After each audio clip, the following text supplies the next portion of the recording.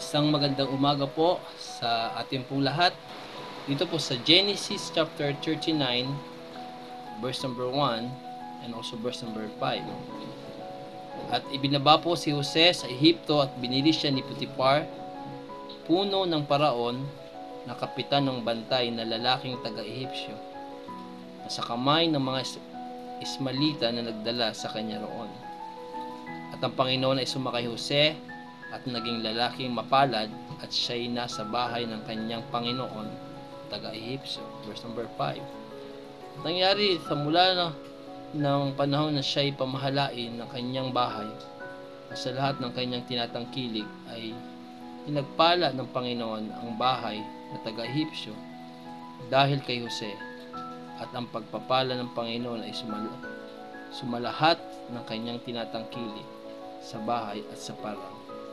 Kanyang ipinamahala ang lahat niyang tinatangkilik sa kamay ni Jose at hindi siya nakikialam ng anumang sa kanya liban sa tinapay na kanyang kinakain, at si Jose ay may magandang pamumukha at kahali-halina.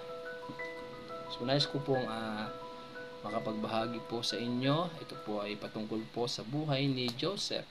Alam naman po natin na si Joseph, mula po sa kanyang mga kapatid, ay nakaranas po siya ng matinding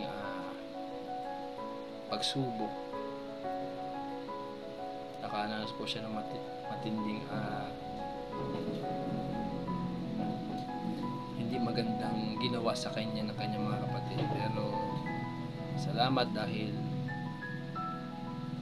ang Diyos po ay buhay, na hindi po siya pinabayaan at patuloy siyang binigyan ng buhay at kalakasan hanggang sa siya po'y dumating sa lugar po ng Egypt at siya'y nasumpungan ni Potiphar at siya po'y ginawang isang leader na tagapamahala. At sa kanya pong pamamahala ay marami pong mga bagay din na hindi po madali.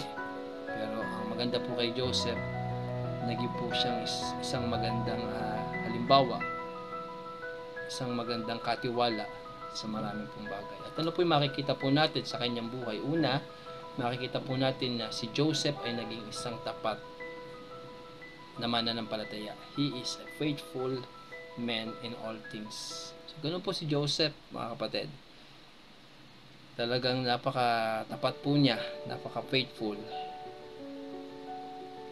So, bilang mga Kristiyano, talagang huwag nating hayaan na tayo ay hindi maging tapat, sapagkat ito po ay isang napakalaking blessing sa buhay natin. Sabi nga, a faithful man shall abound in blessings. Sabi po sa 1 Corinthians chapter 4 verse number 4, verse number 2, na bilang mga katiwala, isa po sa requirements na dapat natin gawin ay tayo po ay masumpo na tayo po ay tapat. At yan po yung isa sa po naging buhay po ni Joseph. Si Joseph ay naging isang tapat sa lahat ng bagay. So pangalawa po, hindi lamang po si Joseph naging tapat sa lahat ng bagay, kundi verse number 4, ang sabi po dyan, nakasumpong si Jose ng biyaya sa kanyang paningin at pinaglingkuran niya siya at sa kanya ipinamahala niya ang bahay, at ang lahat niyang tinatangkilik ay isa sa kanyang kamay. So hindi lamang po si Joseph, mga kapatid, naging isang mabuting katiwala, kundi si Joseph po ay naging isang trusted man sa loob ng tahanan po ng Egypt. At ito po yung maganda po sa isang Kristiyano din po, na tayo po ay maging trusted person. Talagang pag pinagtiwalaan, pag ibinigay sa iyo ang isang bagay, talagang dahil nakita sa iyo na ikaw ay trusted na tao.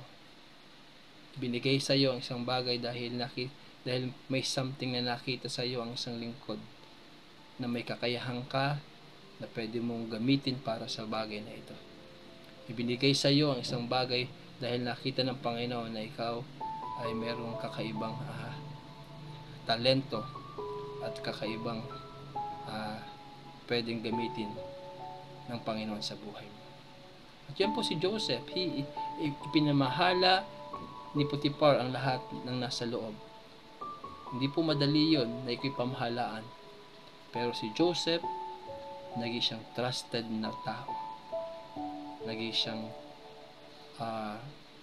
kaya-aya sa harapan ng Panginoon at sa harapan ni Potiphar. At sa panghuli po, sabi po dyan sa verse number 9, verse number 7, 8, 9, verse number 9 na lang po ang ating pong babasahin. Walang sino mang dakila kaysa sa akin sa bahay at walang ipinagkait sa akin anumang bagay kundi ikaw lamang, sapagkat ikaw ay asawa. Paano nga ang aking magagawa itong malaking kasamaan at kasalanan laban sa Diyos? So bilang isang katiwala ng Panginoon, bilang isang katiwala, hindi lang tayo maging faithful, hindi lang tayo maging trusted, kundi si Joseph po, siya po ay mayroon pong malaking takot siya sa Panginoon. He is full of fear in the sight of God. So yan po maganda sa isang Kristiyano, may takot. Hindi niya kayang gawin ng isang bagay dahil alam niyang mali. Hindi niya kayang gawin ng isang bagay dahil alam niya na ito ay mapapahamak siya. At hindi niya kayang gawin ng isang bagay dahil alam niya na ito ay hindi kalooban ng Panginoon.